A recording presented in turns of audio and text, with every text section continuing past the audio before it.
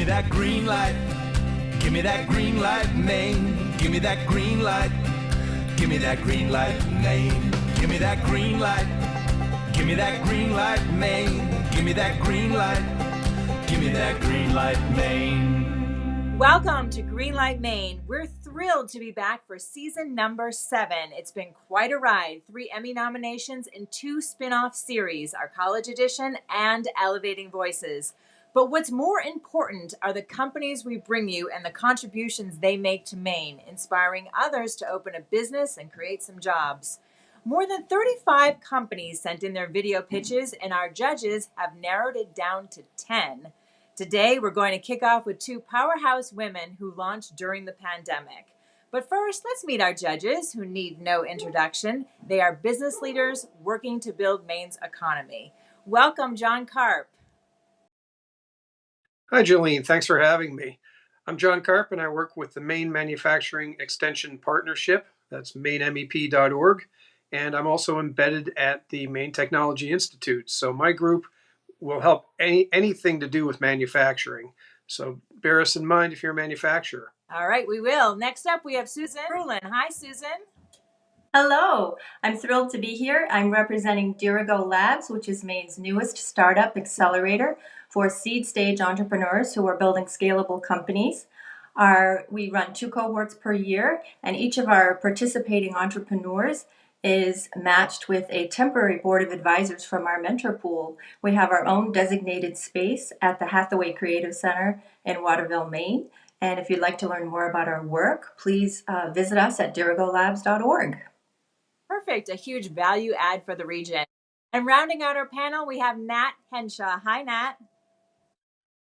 Hi, Jolene. Thanks for having me. I'm president of CEI Ventures, which is part of Coastal Enterprises, a community development investment company.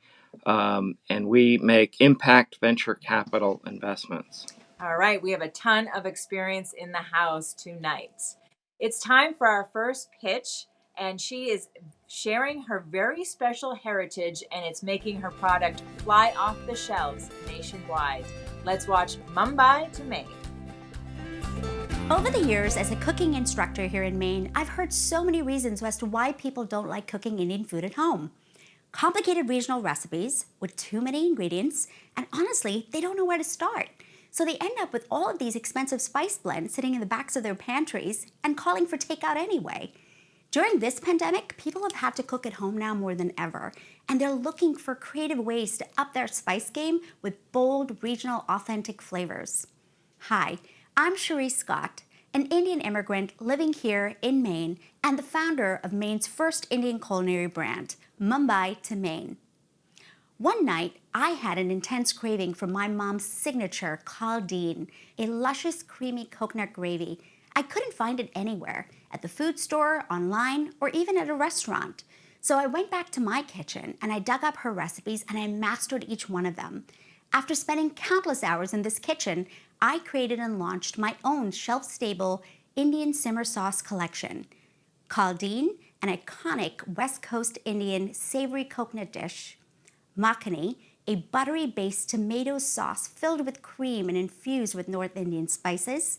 And saag, a North Indian Punjabi spinach dish. Retailing at $15 for a 16-ounce jar, I make these sauces in small batches from scratch right here in this kitchen. I simmer them for 8 hours so that you can enjoy them in 8 minutes. There is no arguing, Indian food and its cultural influence in the US is trending like never before. In fact, research has shown that the sale of global ethnic simmer sauces is to hit $28 billion by next year. This year, Mumbai to Maine is projecting a potential gross revenue of $500,000 by sales on my omni-channel and website and through specialty stores across the nation. I launched this collection in the heart of a pandemic, starting at 2 specialty stores, grown it to 30 within months, and now I've gone nationwide. In fact, these sauces are so popular, Hancock Gourmet Lobster Company decided to partner with me in launching a brand new product called the Lobster Makhani Dinner, sold nationwide at Goldbelly. Recently, NPR's Here and Now mentioned my simmer sauces as one of the most memorable food moments of 2021. And within minutes, my site exploded. I got orders from here to Maui. And judges, I've reached a point of no return in this kitchen. For me to be able to keep up with this demand, I need to move out of this home kitchen into a professional commercial facility here in Maine to scale up and accelerate my production by 90%. Mumbai to Maine is actively bridging cultural divides right here in the state of Maine, one jar at a time. And I want to plan to continue to anchor this brand right here in Maine, create jobs, and contribute right back to Maine's economy. So judges and viewers, won't you please join me in my journey in a jar? Thank you. Cherie, we are so happy to be part of this journey with you, and congratulations, your business is exploding, much like the flavors of your sauce. Thanks, Julie. Okay, let's kick off the questions with John. Yes, hi, Cherie. I know that scaling for food production can be pretty involved, both from financial aspects, but also from the actual production. Curious about how you're positioned relative to production equipment and systems.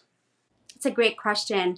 In fact, it's the very reason I'm part of Greenlight this year is because scale is my number one focus for this year. As you can see behind me, I am in my home kitchen, which has served me really well in this past year as a startup.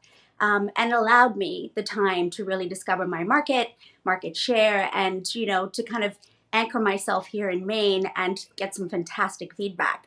But the time has come to move this baby out of the house into childcare and moving up in the world. So I need to take this production up and out of this kitchen into a professional co-packing facility or a manufacturing facility of my own. And that is the only most logical step at this point for this brand to expand its footprint. All right, thank you. Susan, next question.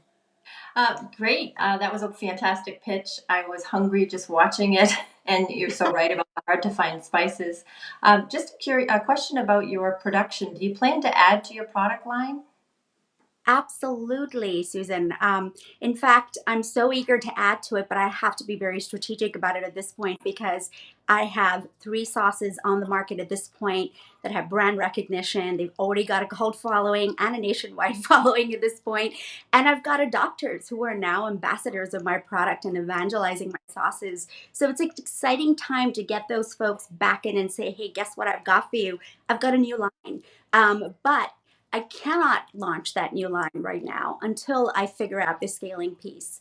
And I think everything needs to happen in, those perfect steps so that I can scale and also launch that second product gourmet collection.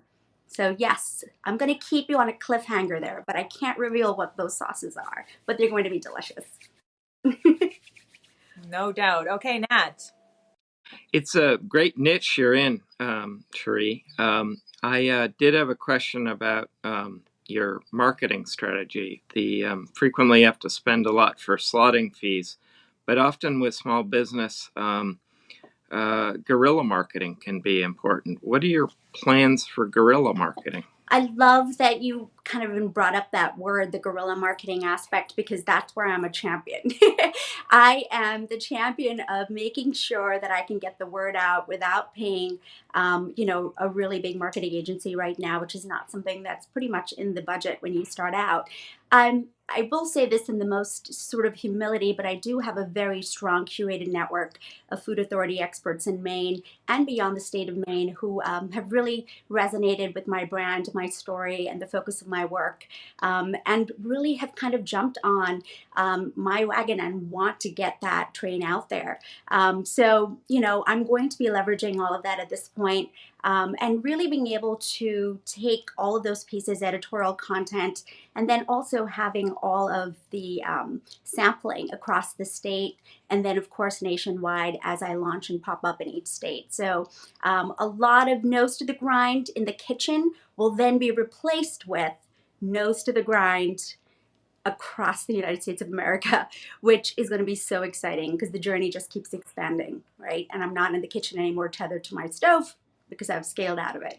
So I can take all of that effort and just kind of pivot it over and move that dial. Great.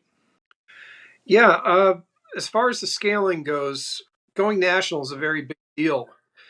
Do you have particular resources that you're going to be able to use to fund some of this? At this point in time, I'm hoping for a Greenlight Pitch Award. I think that will certainly help me at least get that process started for co-packing.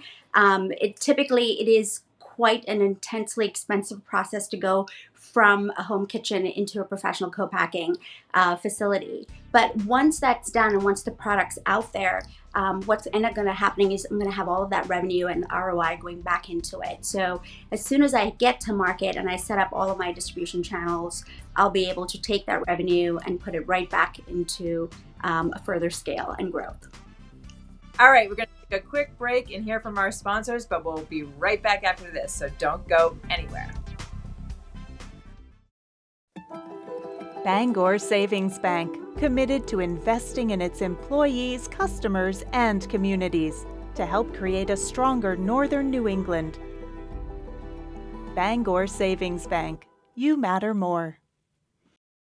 Maine Technology Institute, offering grants, loans, and equity investments to help support Maine's innovation economy and committed to supporting new ideas with potential to grow. Visit mainetechnology.org. Northern Light Health, because we're all Mainers. And making healthcare work for you includes providing care to more Mainers. Innovations in ways you can access care when and where you need us.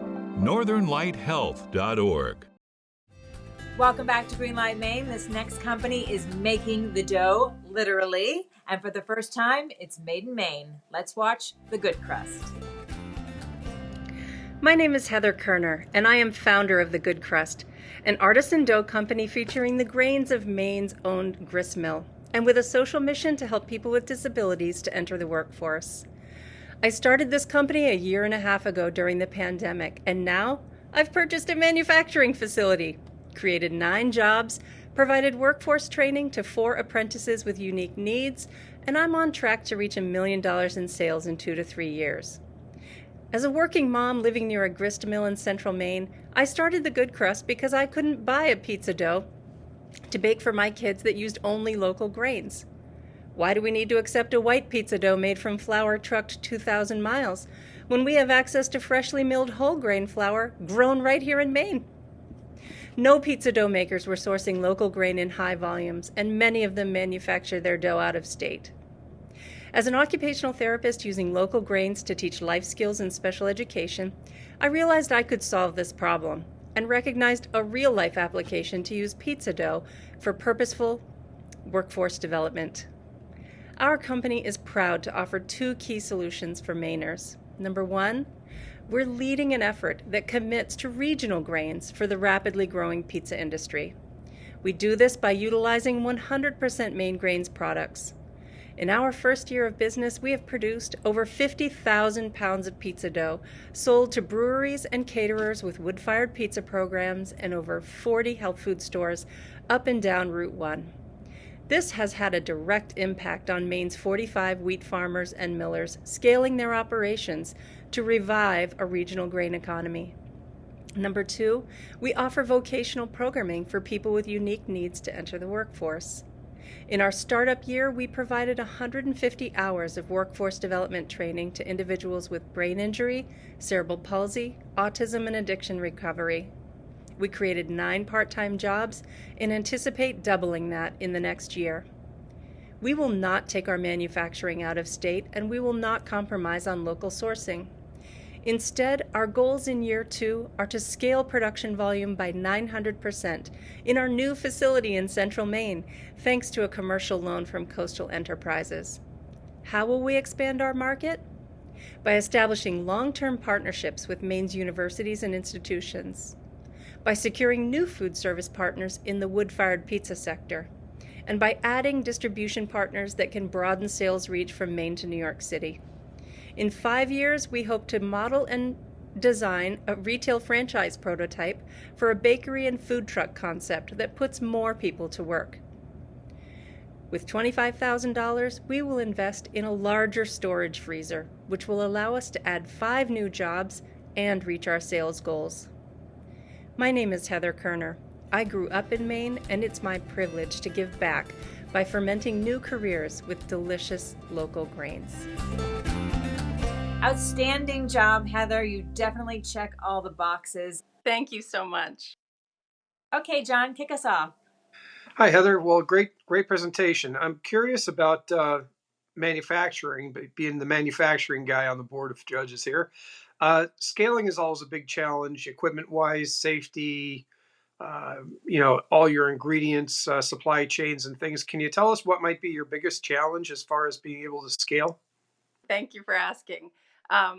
We are in the middle of working with the Maine Manufacturing Extension Partnership to solidify our food safety plan right at the outset of acquiring our own manufacturing facility. And it will be freezer capacity that is going to be our pinch point. We've mapped out a vision for growth over the next 3 years that involve one storage capacity freezer in the next year, and we anticipate the need for another in the next 2 years. Okay, thank you. Sure. That was a great pitch. Thank you so much for being here. I really admire your commitment to workforce development. I'd like to know, you mentioned if you won the prize that you would buy that freezer that you just mentioned. I'm just curious how that would correlate to more jobs. Absolutely. We can't produce more dough and hire more people unless we have the capacity to store it. So once we do, we anticipate an immediate need for additional production assistance and dough packing assistance. And believe it or not, in our area of Somerset County, we already have people in the waiting for those jobs. So our fund invests in good jobs and good benefits. What is your strategy for lowering human resources? Thank you.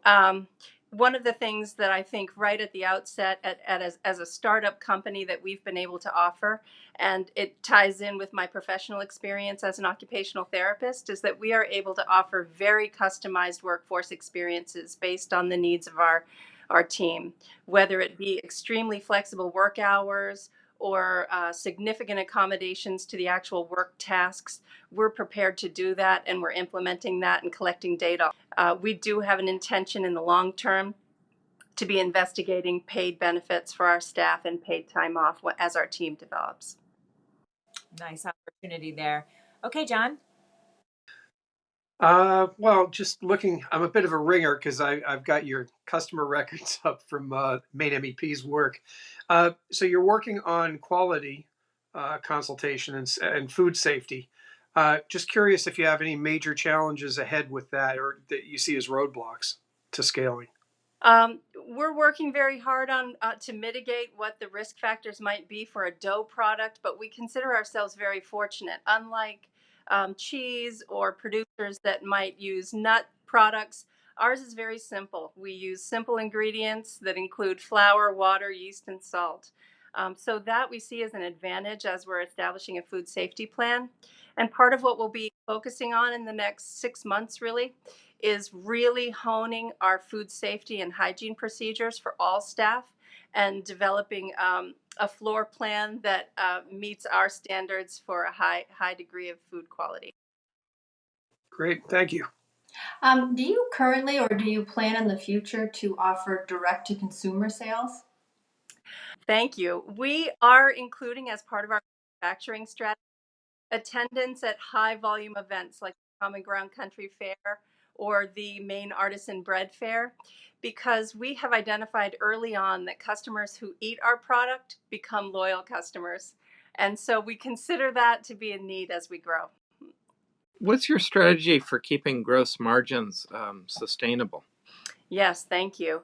Our strategy to date has been to set a benchmark for purchasing our dry product ingredients in the highest volume possible. And that is part of our scaling plan, is to allow for storage capacity for pallets of flour at a time. In addition, we're using a semi-automated technology in order to produce our dough. The use of freshly milled flours presents a slightly different manufacturing challenge than other commercial white flour pizza doughs might. And so we are honing in on the technology to allow us to do that efficiently. All right, we're going to take a quick break, but when we come back, our judges are going to talk this out, so don't go away. We'll be right back.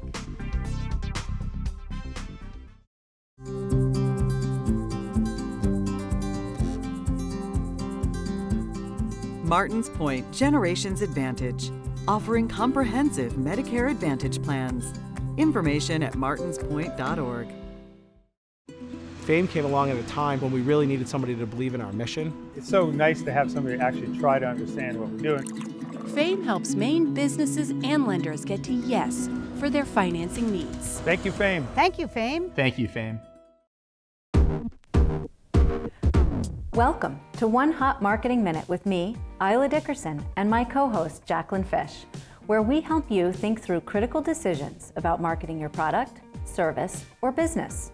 Today's topic: what is marketing and why is it so important? Marketing is how you share the story of your business with the world to inspire trust and encourage action. So how do I know if my marketing is working? Ask yourself the following questions often. Is my marketing earning brand and organizational trust, memorable and sticky, inspiring my employees and customers to promote my business, and providing me with valuable customer insights? There's so much to be gained in asking just a few good questions, especially when it comes to marketing. It is always a good day to get curious and creative for your business. On the next One Hot Marketing Minute, we'll explore earning brand trust in 60 seconds or less. Thanks for spending this hot minute with us. Welcome back to Greenlight Maine. Our judges are about to weigh in, but I want to point out this is a good day for Maine. We've got our first Indian culinary brand and our first Maine pizza dough. So incredible. So let's talk about Cherie first, just because she pitched first. Why don't you kick us off, Nat? Gee, I think Cherie's got a really intriguing niche in the home meal replacement, because people don't have time the way they might have deep in the distant past, when maybe not everyone was working outside the home. So I think that is very intriguing.